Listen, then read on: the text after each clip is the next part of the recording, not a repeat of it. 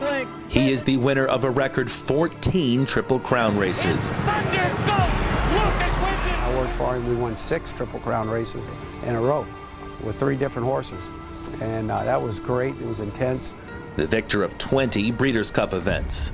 Just the quality of horses, one stall after the next. I mean, there were, plenty of Hall of Fame horses in that.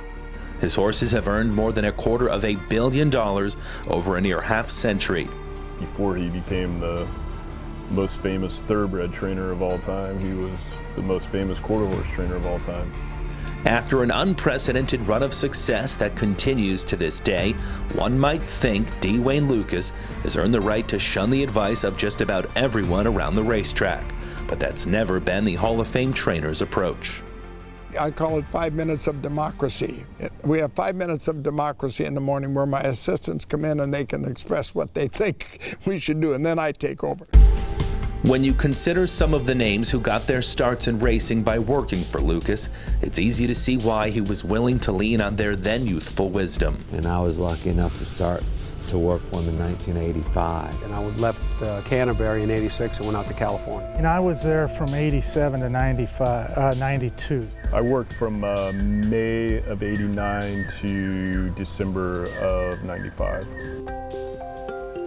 Along with George Weaver and Mike Maker, trainers Kieran McLaughlin, Dallas Stewart, Mark Henning, and Todd Pletcher represent just a sampling of the former Lukas assistants who are now winning races on their own. And I looked at the standings here, I think it was a week or two ago, in the top 10, I think there were 5 of them on it. And that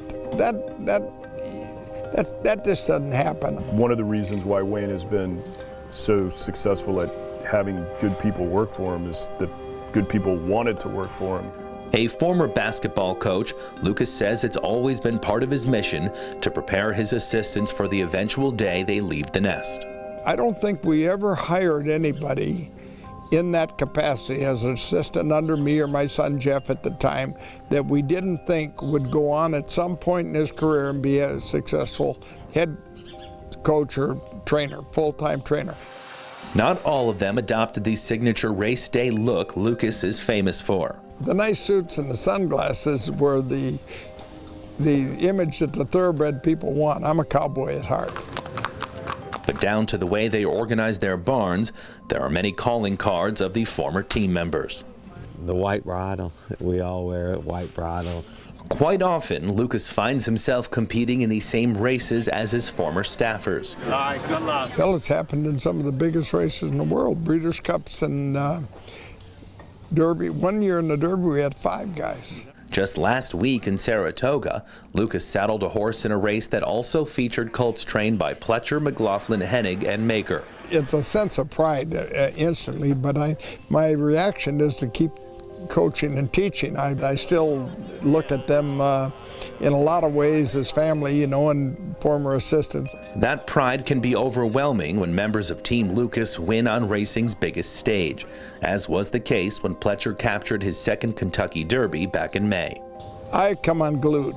I was up banging on the furniture and hollering. Always Dreaming has won the Kentucky Derby!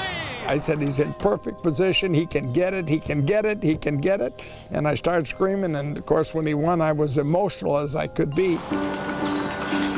Now 82, Lukas still wakes early every morning, often riding his pony during training hours. He never ceases to amaze you. You can't ever count him out. And they're off in the Travers. It was a good start. After winning the Preakness earlier that spring, Lukas claimed his most recent Travers Stakes in 2013. He's confident it wasn't his last big score. I think we got another run in us. God bless those guys. They better get their shoes on and get up early, because we're going to take a pretty good run at them this next spring in the Classics.